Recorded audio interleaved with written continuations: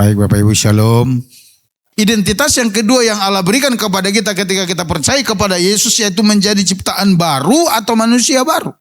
Kalau di dalam 2 Korintus pasal 5 ayat 17 dikatakan demikian. Demikianlah sekarang mereka yang ada di dalam Kristus adalah ciptaan baru.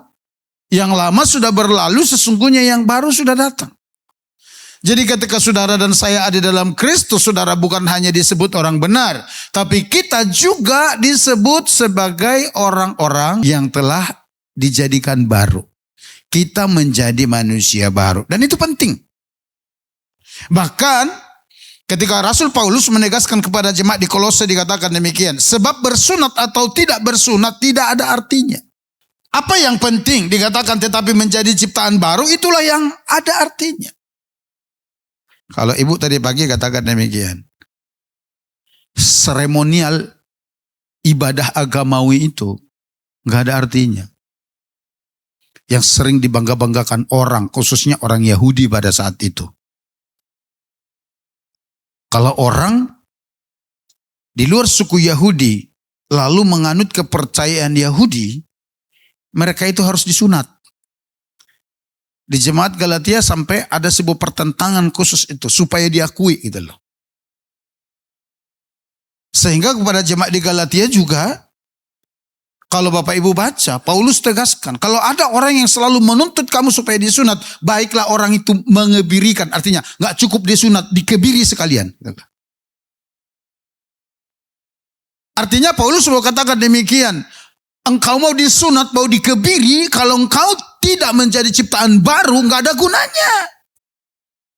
Halo? Atau Bapak Ibu, ritual-ritual agamawi itu tidak terlalu penting di dalam hal rohani kita. Sekalipun penting, tapi tidak terlalu penting. Tapi dikatakan, menjadi ciptaan baru itulah yang ada artinya. Kepada jemaat di Efesus, dia berkata begini saudara. Yaitu bahwa kamu berhubung dengan kehidupan kamu yang dahulu harus menanggalkan manusia lama yang menemui kebinasannya oleh nafsunya yang menyesatkan. Perhatikan ya. Bahwa kamu berhubung dengan kehidupan kamu yang dahulu. Kehidupan sebelum di dalam Kristus. Dikatakan harus menanggalkan itu. Karena itu disebut manusia lama.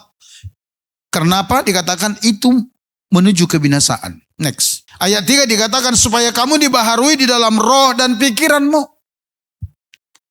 Sebagai orang benar dan sebagai orang yang diciptakan baru atau menjadi manusia baru, dikatakan Bapak Ibu, kita harus menanggalkan manusia lama kita. Kita harus meninggalkan cara-cara hidup lama kita. Supaya apa dikatakan? Supaya kamu dibaharui di dalam roh dan pikiranmu. Terjemahan bebasnya begini. Supaya kamu berubah. Supaya kamu bertumbuh. Tahukah Bapak Ibu? Kenapa ada orang Kristen, orang percaya kepada Yesus berpuluh-puluh tahun menjadi orang percaya. Tapi tidak mengalami pertumbuhan rohani. Itu sebabnya apa? Mereka sebenarnya sudah dibenarkan. Dan mereka sebenarnya sudah menjadi ciptaan baru, tapi mereka nggak mau menanggalkan manusia lamanya, sehingga mereka nggak dibaharui. Ini firman-Nya. Mereka tidak mengalami perubahan-perubahan di dalam Tuhan. Oleh karena apa? Manusia lama malas berdoa, setelah di dalam Tuhan tetap aja menjadi malas berdoa. Manusia lama malas baca firman, setelah berkata percaya kepada tetap aja malas baca firman. Gak ada perubahan. Oleh karenanya gak ada pembaharuan di dalam roh dan pikiran. Halo? Sebelum di dalam Tuhan, memang kebiasaannya ngelandau. Tapi setelah menjadi ciptaan baru, tetap ngelandau. Gak ada yang dibaharui. Ngerti saudara? Ngerti? Kalah kita sama lagu apa? Lagu koplo zaman dulu kah? Yang berkata, bangun kesiangan rejeki dipatok ayam. Orang orang yang tidak di dalam Tuhan aja tahu itu gitu loh. Nah, masa kita kalah, saudara? Paulus berkata, menjadi ciptaan baru itu jauh lebih penting daripada sekedar ritual agamawi. Karena dikatakan kalau kamu sadar bahwa kamu adalah orang benar dan kamu adalah manusia baru di dalam Tuhan, terus kamu menanggalkan manusia lamamu, hari demi hari kamu akan dibaharui di dalam Tuhan, akan ada perubahan-perubahan dalam kehidupanmu. Itu yang membuatmu bertumbuh secara iman dalam Tuhan dan dewasa secara roh, sehingga kamu menjadi seperti Kristus Yesus. Karena itu adalah rencana Allah sejak semula dalam kehidupan kita. Ayat 24 dikatakan begini, saudara. Dan mengenakan manusia baru yang telah diciptakan menurut kehendak Allah di dalam kebenaran dan kekudusan yang sesungguhnya. Tanggalkan manusia lama, tanggalkan pakaian lama yang sudah usang itu, sekarang kenakan manusia baru di dalam Tuhan. Artinya apa itu? Cara-cara hidup baru di dalam Kristus. Itu sekarang yang menjadi pakaian kita, yang menjadi gaya hidup kita. Nah, kepada jemaat di Kolose, Paulus katakan begini, Kolose pasal 3 ayat 9, jangan lagi kamu saling mendustai, karena kamu telah menanggalkan manusia lama serta kelakuannya, dan telah mengenakan manusia baru yang terus-menerus diperbaharui untuk memperoleh pengetahuan yang benar menurut gambar kaliknya. Perhatikan ini penting. Ini sangat sederhana tapi penting. Dikatakan begini, janganlah kamu saling mendustai. Artinya apa? Kamu jangan suka saling membohongi atau kamu jangan suka saling ngakal. Itu dong terjemahan kita di sini kan. Nah, kenapa dikatakan karena kamu telah menanggalkan manusia lama serta kelakuannya? Artinya hidup di dalam kebohongan itu baju lama.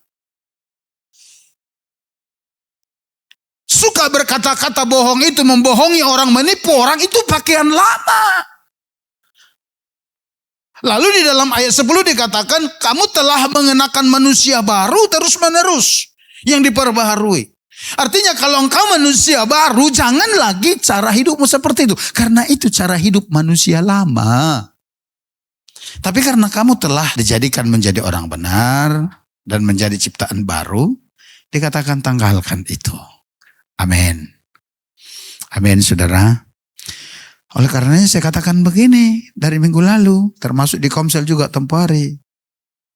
Kalau saudara menerima statusmu itu sebagai orang benar di hadapan Allah, itu akan memampukan saudara menghidupi kebenaran Allah. Itu akan memampukan kita menghidupinya. Kesadaran kita akan identitas kita di dalam Kristus itu sebagai orang yang dibenarkan, itu akan memampukan kita melakukan kebenaran-kebenaran di hadapan Allah. Kita mau belajar secara khusus dulu tentang ciptaan baru. Yang dikatakan tadi di dalam 2 Korintus 5 ayat 17 yang berkata, jadi siapa yang ada di dalam Kristus ia adalah ciptaan baru, yang lama sudah berlalu, sesungguhnya yang baru sudah datang. Apa yang dimaksud oleh ayat ini? Yang pertama perhatikan, di sana ada kalimat berkata begini, siapa yang ada di dalam Kristus. Di dalam Kristus itu dalam teks Yunani ditulis dengan en Christo. Itu artinya Bapak Ibu, kesatuan. Istilah itu adalah istilah sebuah perjanjian yang menyatakan bahwa kita bersatu gitu loh. Di dalam rohani. Maksudnya orang berdosa ini bukan sekedar percaya kepada Kristus, melainkan dipersatukan dengan Kristus dalam kematiannya, dalam kebangkitannya dan kehidupannya yang baru seperti yang ditulis dalam Roma pasal 6 ayat 3 sampai 4. Jadi kita menyatu dengan Kristus. Bukan sekedar percaya Yesus, tapi kita menyatu secara rohani dengan Kristus. Di dalam kematiannya, di dalam kebangkitannya. Dan juga di dalam kehidupannya yang baru. Kita menyatu dengan dia. Itu maksudnya ciptaan baru di dalam Kristus. Yang pertama. Yang kedua, ia adalah ciptaan baru. Orang yang di dalam Kristus itu mereka menjadi ciptaan baru. Di dalam teks Yunani dikatakan kainetisis. Artinya Bapak Ibu, baru secara kualitas, baru secara hakikat dan natur. Ciptaan baru ini tidak dimaksudkan sebagai perbaikan moral, melainkan memang Allah menciptakan ulang. Artinya begini, ini tidak sekedar perubahan moral, bukan. Tapi memang benar-benar spirit yang baru diciptakan di dalam diri kita. Roh yang baru diberikan di dalam diri kita. Seperti yang dikatakan dalam kitab Yehezkiel itu, aku memberikan kepadamu roh yang baru. Jadi benih yang baru benar-benar Tuhan taruh di dalam diri kita. Apa itu rohnya? Amin. Itu yang dimaksud ciptaan baru. Bahwa kita memiliki benih yang baru. Kita memiliki kehidupan yang baru dalam Kristus. Nah, arti ciptaan yang ditulis dengan ketisis dimaknai orang percaya disebut ciptaan baru. Artinya tidak dimaksudkan bahwa ia menjadi orang yang lebih baik, tetapi ia memang benar adalah ciptaan baru. Bukan sekedar perubahan dari orang yang nakal menjadi baik. Bukan. Karena kalau seperti itu sifatnya, dia akan mudah sekali balik ke sini. Tapi yang dimaksud di sini ciptaan baru itu benar-benar sesuatu yang baru ditaruh, ditanam di dalam hati kita, dan itu yang akan terus dipelihara, dibiarkan tumbuh menguasai hidup kita. Itu maksudnya. Kehidupan dalam Kristus itu. Nah, yang ketiga saudara, yang lama sudah berlalu. Kata yang lama adalah identitas lama di dalam dosa atau sebutan sebagai pendosa. Itu maksudnya yang lama itu, kehidupan yang lama. Artinya kita tadinya sebelum dalam Tuhan kita adalah manusia yang hidup di dalam dosa. Sebagai pendosa. Memang status kita seperti itu. Itu yang dimaksud di sana yang lama. Terus relasi lama dengan Allah yang terpisah. Minggu lalu saya jelasin Bapak Ibu ya. Sebelum Yesus Kristus mati di kayu salib, umat pilihan itu gak bisa langsung datang kepada Bapa di sorga. Mereka harus menemui imam, membawa korban persembahan mereka, korban pendamaian penghapus dosa. Lalu nanti imam menumpangkan tangan terhadap korban persembahan itu lalu disembelih. Nah, itu sebagai simbolik bahwa mereka diampuni. Datang pengakuan dosa. Tapi setelah Yesus mati di kayu salib, itu enggak lagi bagi kita. Kita punya akses langsung kepada Dia. Kepada Bapa di sorga. Itu maksudnya. Ketika kita ada di dalam Tuhan, cara-cara yang seperti itu berlalu. Dan sekarang terbuka akses baru di dalam hubungan kita, komunikasi kita kepada Tuhan. Cara hidup lama juga termasuk kepada hidup lama itu yang sudah berlalu itu. Cara hidup lama seperti apa? Ya di luar kebenaran itu seperti saya katakan tadi. Yang sudah saya sebut itu. Kalau sebelum kita mengenal Tuhan suka ngakal, suka tipu-tipu. Ya ketika kita dalam Kristus itu berlalu. Itu harus berlalu, itu harus dilewatkan. Kalau kita suka ngomongin orang, suka tengkar, suka kepahitan, suka nyimpan kesalahan orang, suka benci, suka iri hati. Nah ketika kita di dalam Kristus itu berlalu. Orientasi hidup lama untuk diri sendiri itu berlalu, Bapak Ibu. Orang tidak di dalam Tuhan, mereka itu biasanya egosentris. Apa-apa yang dipikir untuk dia, apa-apa untuk kepentingannya. Tapi setelah kita di dalam Tuhan, bukan lagi diri kita, tapi Dia. Kenapa begitu? Ingat, karena grand design kita itu dari Tuhan untuk menjadi serupa dengan gambaran anaknya. Itu sasarannya. Untuk menjadi serupa dengan gambaran Yesus. Itu sasarannya. Oleh karenanya kehidupan yang selalu berfokus kepada diri sendiri itu apa-apa untuk saya, apa-apa untuk saya. Itu harus berlalu. Kalau itu nggak berlalu, kita masih pakai itu yang membuat kita tidak dibaharui. di dalam Tuhan. Roh kita tidak dibaharui. Boleh statusnya sebagai orang benar, ciptaan baru, tetapi isinya tetap manusia lama. Tidak mengalami pembaharuan. Nah, kata berlalu dalam teks Yunani ditulis dengan parelten. Artinya sebuah tindakan pasti yang tuntas. Ketika dikatakan yang lama sudah berlalu, artinya sebuah hal yang pasti dan tuntas. Bapak Ibu ngerti maksudnya begini. Ketika Bapak Ibu benar-benar percaya kepada Yesus dan menyerahkan hidupmu kepada Tuhan sehingga engkau terhisap kepadanya, hidupmu tersembunyi kepada Kristus, dipastikan dari pihak Tuhan semua kehidupan lamamu itu berlalu dan tidak diperhitungkan. Amin. Allah melihatmu di dalam Yesus benar-benar manusia yang baru. Boleh orang lain berkata kepadamu, tapi saya kenal dirimu, engkau pembohong. Iya, itu dulu. Tapi di mata Tuhan itu dipastikan berlalu. Di mata Tuhan itu sudah tidak diingat-ingat. Amin. Itu berbicara kepastian, saudara. Jadi ketika firman Tuhan berkata, orang yang ada di dalam Kristus itu menjadi ciptaan baru, yang lama sudah berlalu, sungguhnya yang baru sudah datang.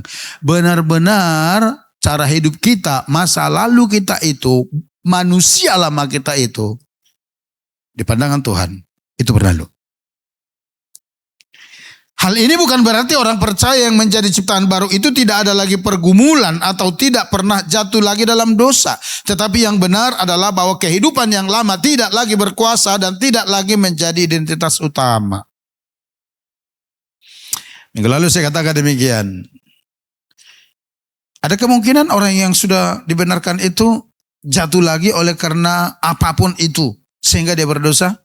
Ada kemungkinan. Tapi statusnya sudah berbeda. Dia bukan lagi pendosa, tapi dia orang benar yang jatuh dalam dosa. Bisa membedakan? Orang benar yang jatuh ke dalam dosa. Artinya tabiat dia nggak di situ lagi. Artinya komunitas hidupnya nggak di situ lagi. Dia sudah ada di sini, tapi oleh karena apa? Keseleo jatuh lagi di sini. Tapi ingat, dia bukan anggota komunitas ini lagi. Kalau dia sadar bahwa dia bukan orang di sini, dia akan cepat-cepat balik. Halo? Itu sebabnya Bapak Ibu, baik di Komsel, dan juga tadi malam di Badayut saya katakan demikian. Sering-sering kalau ketemu sama temanmu salaman, katakan salam orang benar. Kata itu sederhana, tapi ketika kita mengucapkannya dengan penuh keyakinan, itu bisa mengingatkan teman-teman kita akan identitas dirinya. Kita tidak tahu tadi malam entah karena apa, sehingga dia berdosa. Ketika ada saudara seimannya ketemu salaman dan berkata, salam orang benar. Dia langsung, iya ya Tuhan, saya orang benar ya. Dan secepat itu dia bisa berkata, Tuhan ampuni saya minta ampun untuk kelakuan tadi malam. Dan saya balik lagi kepada Tuhan. Bisa dong? Bisa? Bisa. Kesadaran kita akan status kita itu akan menolong kita bertindak seperti yang Tuhan inginkan. Amin. Atau saudara masih senang aja dipanggil sebagai orang berdosa sih? Mana yang lebih senang saudara dipanggil? Lebih senang dipanggil pendosa atau orang benar? Lebih senang dipanggil penipu atau orang benar? Lebih senang dipanggil bahasa kita ada dasar pengampur min siaya. Lebih senang dipanggil begitu? Itu dunia yang memberikan label itu. Kristus memberikan kita label yang baru ketika percaya kepada Dia, yaitu orang benar. Amin. Kalau kita sadar kita orang benar, ketika kita beribadah kita fokus, kita nggak ngantuk. Kita nggak main HP, kita nggak main game. Karena kita tahu kita orang benar yang harus memiliki persekutuan kepada Bapa di surga. Lalu yang keempat, apa yang dimaksud dengan ciptaan baru itu? dikatakan bahwa yang baru benar-benar sudah datang dalam kehidupan kita. Kata sesungguhnya artinya perhatikan ini sungguh-sungguh. Artinya penegasan bahwa statement ini, pernyataan ini bukan PHP, bukan prank, saudara.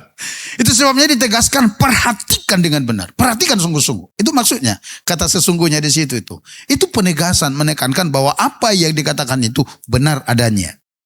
Apa yang harus diperhatikan dengan sungguh-sungguh yaitu yang baru sudah datang. Kata sudah datang menunjukkan sesuatu yang telah terjadi dan hasilnya masih berlangsung. Apa yang baru sudah datang itu? Yaitu kehidupan di dalam Kristus. Sebuah hidup baru dan itu sudah dimulai dan terus bekerja dalam diri orang percaya. Dan ini adalah karya Roh Kudus di dalam diri orang percaya. Yohanes 3 ayat 3-8. Allah telah menciptakan hati yang baru dan roh yang baru seperti dikatakan dalam Yehezkiel itu. Dalam kehidupan kita. Pada saat kapan itu terjadi? Ketika kita percaya kepada Yesus. Menerima dia sebagai Tuhan dan Juru Selamat. Rohnya diberikan di dalam hati kita. Dan salah satu fungsi dari roh itu menuntun kita berjalan di dalam seluruh kebenaran Allah. Itu yang baru itu sudah datang. Apa itu? Nilai-nilai kebenaran itu. Nilai-nilai ilahi. Kalau dalam 1 Yohanes pasal 3 ayat 9 berkata, benih ilahi itu telah ditaruh di dalam diri kita. Yang akan menuntun dan memampukan kita berjalan dalam segala kebenaran Allah. Meyakini sebagai ciptaan baru akan mengubah tentang siapa kita. Mengubah cara kita hidup. Mengubah tujuan hidup kita.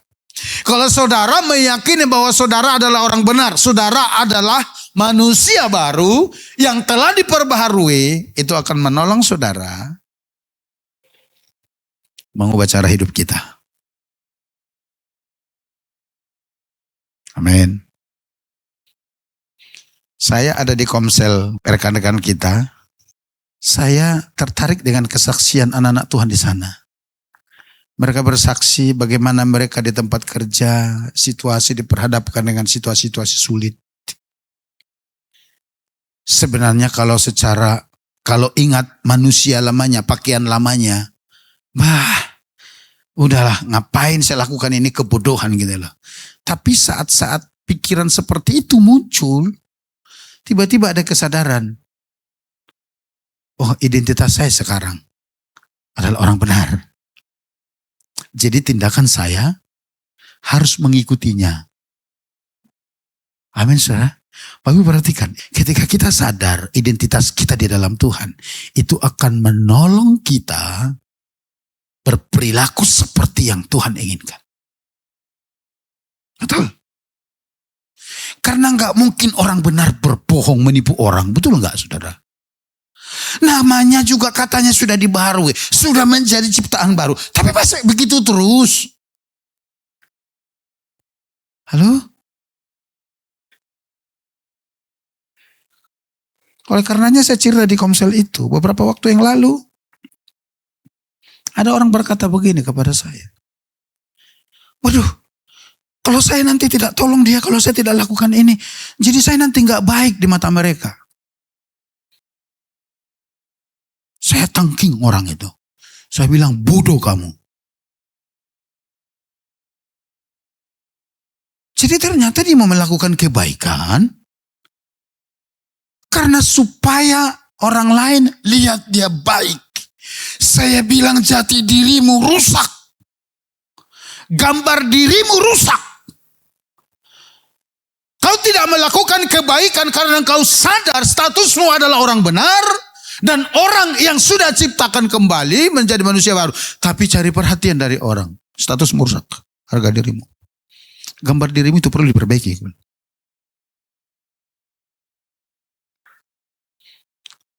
saudara. Pemahaman kita akan jati diri kita. Itu akan mengubah cara pandang kita. Cara kita menjalani kehidupan ini. Amin. Di minggu lalu kan kita sudah belajar. Dosa itu merusak identitas dan merusak kemana-mana. Dan manusia berusaha untuk menambal sulam. hanya untuk mencari pengakuan-pengakuan. Banyak orang sikutan sana sini supaya dapat jabatan karena dia berpikir kalau saya punya posisi, punya jabatan, saya dihormati, saya dihargai. Banyak orang sibuk mendandani dirinya karena berpikir kalau saya begini-begini, saya cantik dan nanti semua orang menerima saya.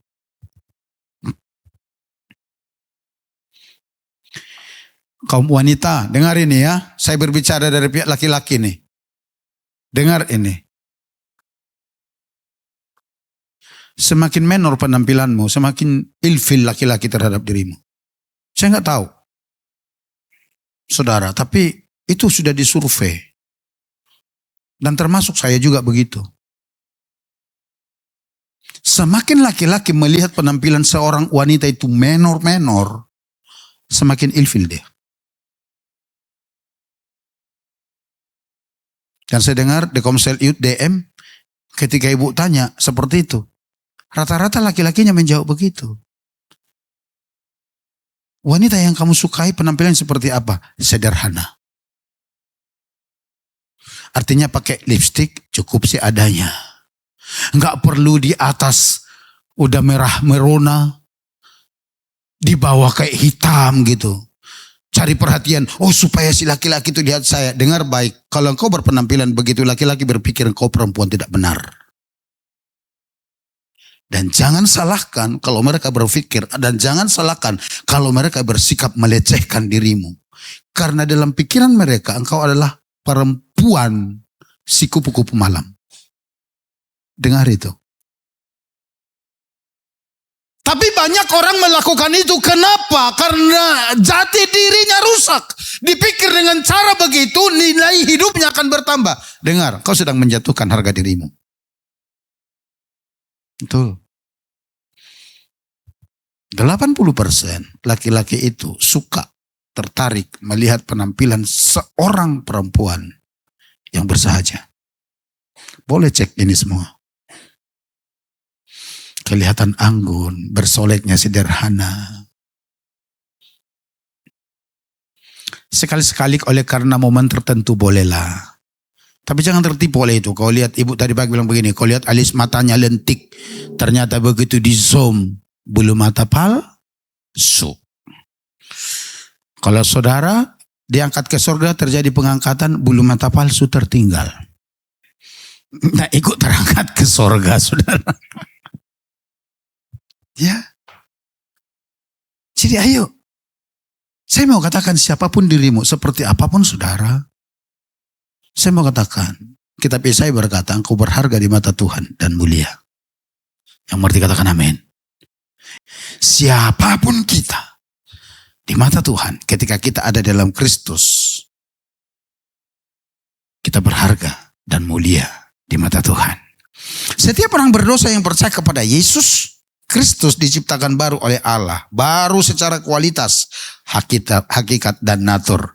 Allah yang memberikan benih yang baru itu saudara dalam kehidupan kita. Kemudian berikutnya kita ngelihat apa yang harus kita lakukan sebagai manusia baru dalam keseharian kita. Kita sekarang ini bukan lagi hanya orang benar, tapi kita juga sudah menjadi baru dalam Kristus. Apa yang harus kita lakukan? Yang pertama, setiap hari bersekutu dengan Kristus dan firman-Nya.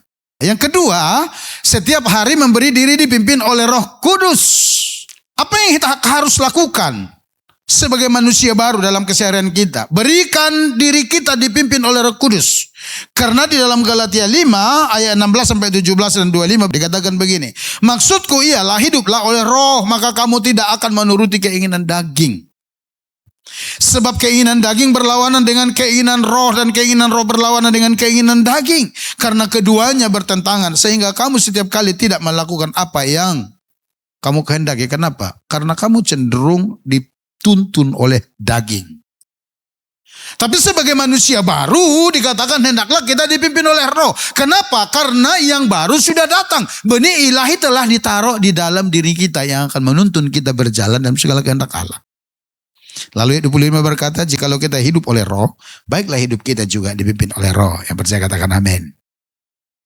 Ini akan sangat menolong kita, saudara. Cara menjalani hidup kita sebagai manusia baru. Lalu Yang ketiga, apabila timbul keinginan manusia lama atau godaan, solusinya adalah matikan keinginan itu di dalam kuasa nama Yesus. Coba buka 2 Korintus pasal 10 ayat 5. Kami mematahkan setiap siasat orang dan merubuhkan setiap kubu yang dibangun oleh keangkuhan manusia untuk menentang pengenalan akan Allah. Kami menawan segala pikiran dan menaklukkannya kepada Kristus. Taklukkan pikiran itu kepada Kristus. Artinya begini, saudara harus menaklukkan pikiran-pikiran saudara kepada kebenaran Kristus. Kebenaran mutlak itu bagi kita adalah kebenaran Kristus. Amin.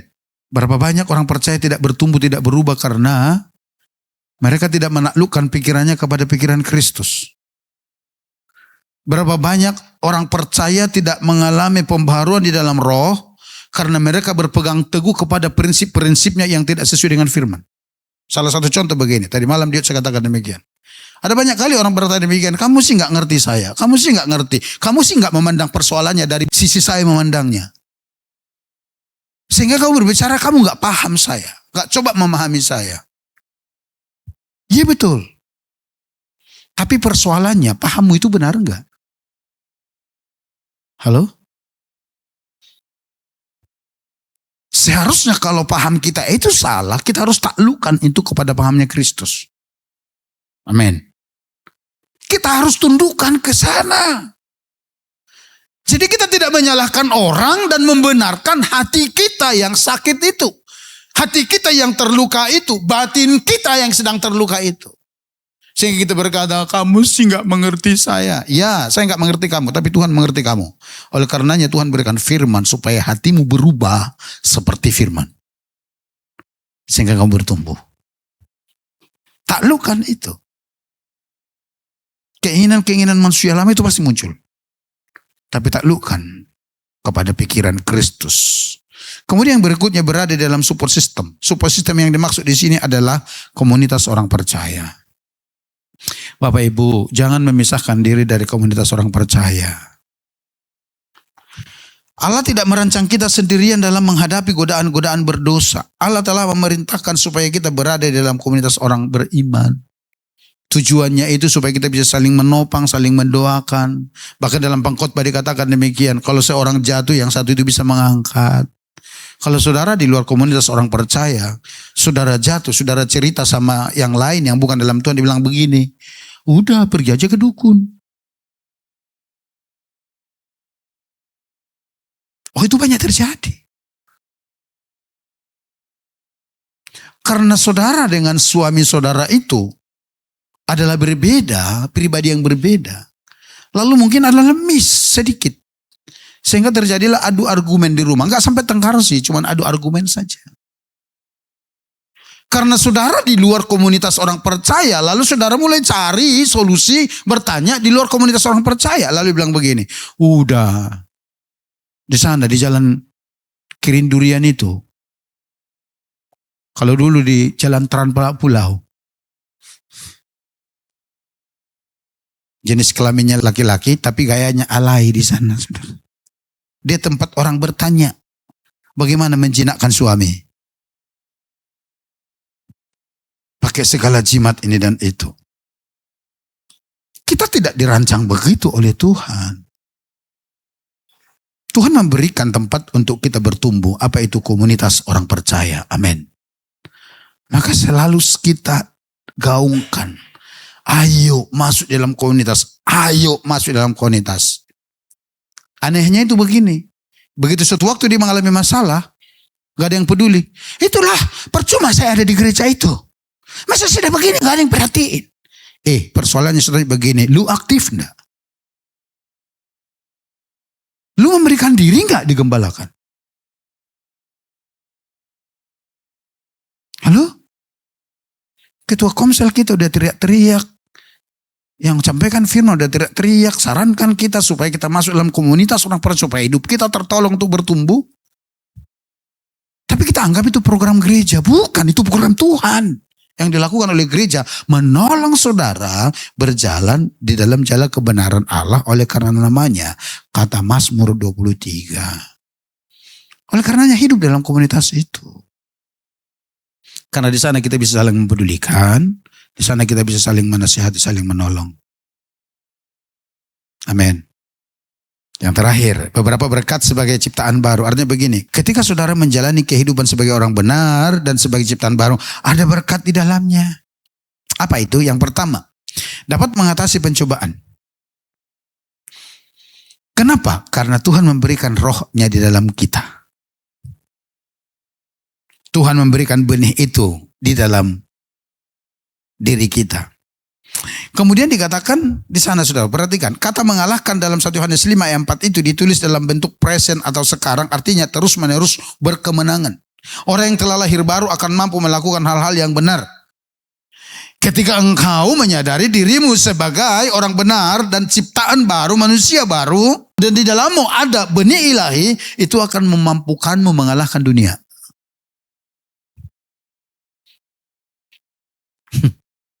Saya sekali lagi, saya senang kemarin ada di Komsel itu ya. Karena ada satu anak Tuhan berkata demikian. Istri saya itu ya, radikal orangnya katanya. Dia cerita begini, minum bir aja gak boleh loh saudara saya katanya. Suatu waktu di dalam acara seperti ini ya kan. Sebentar lagi Imlek, kumpul sama keluarga apa semua. Keluarga-keluarga belum di dalam Tuhan. Lalu yang keluar di sana, keluarlah bir di sana. Saya gak tahu apa angker, bir bintang segala macam. Lalu istrinya bilang begini, ingat ya, jangan minum. Jangan minum. Dia bilang, tapi gak enak ini om segala macam, ada keluarga di sini. Gak enak lah. Saya tahu, begitu dia coba diambil, diminum birnya, istrinya pulang dari tempat itu, jalan kaki ditinggalin dia sendirian di situ. Makanya saya bilang begini, istrimu lebih menyadari jati dirinya daripada dirimu. Tapi gak enak Pak, karena kau tidak menyadari siapa dirimu. Kalau engkau menyadari jati dirimu bahwa engkau adalah orang benar, bahwa engkau adalah manusia baru, sama seperti istrimu menyadarinya, engkau akan berkata, oh enggak, kalau kalian mau minum silakan, tapi saya enggak ya. Karena saya sekarang hidupnya enggak di situ lagi. Bisa dong? Bisa enggak? Itu yang dikatakan di sana, kita mampu mengalahkan dunia. Sekalipun dunia berkicau seribut-ributnya. Tapi kita bisa berkata, sekarang saya sudah tidak di situ zonanya. Amin. Yang kedua, memiliki sikap yang berbeda, yaitu sikap yang baru. Dapat mengasihi saudara seiman. Iya, dapat mengasihi Allah. Dapat mengasihi firman Allah, menghargainya dalam kehidupan kita. Orang-orang yang tidak lahir dari Tuhan itu, mereka tidak menghargai firman. Apa itu? Saudara tahu kenapa sampai saat ini terjadi perdebatan mengenai persepuluhan dan persembahan? Karena orang-orang itu tidak menghormati firman. Percaya saya. Apa yang telah Tuhan wahyukan ditulis dibantah habis sama mereka. Tapi ketika kita sadar bahwa kita adalah orang benar, kita orang yang sudah diciptakan baru, kita akan hormati firman. Kita akan bisa mengasihi musuh. Musuh loh saudara. Bukan teman. Musuh. Bisa mengasihi jiwa yang terhilang.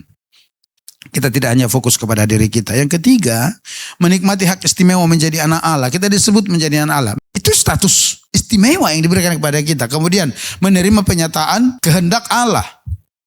Karena hubungan kita Bapak anak. Ada konfirmasi dari surga kepada kita. Kemudian menerima perlindungan Tuhan. Kenapa? Karena saudara dan saya adalah anak. Bapak Ibu, yang membedakan saudara dan orang lain di luar sana itu hanya satu.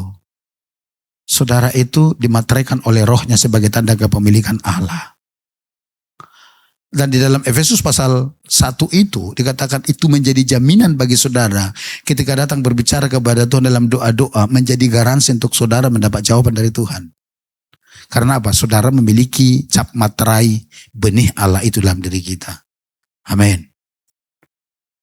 Dan yang terakhir, menjadi ahli waris bersama dengan Yesus.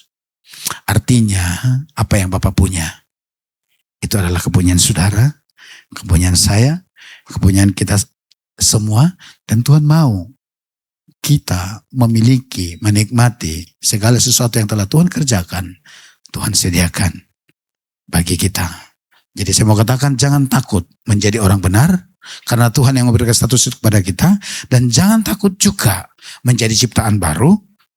Oleh karenanya hidupilah kehidupan orang benar dan ciptaan baru dalam Tuhan. Maka lihat berkat-berkat itu akan mengikuti langkah dan kehidupan saudara.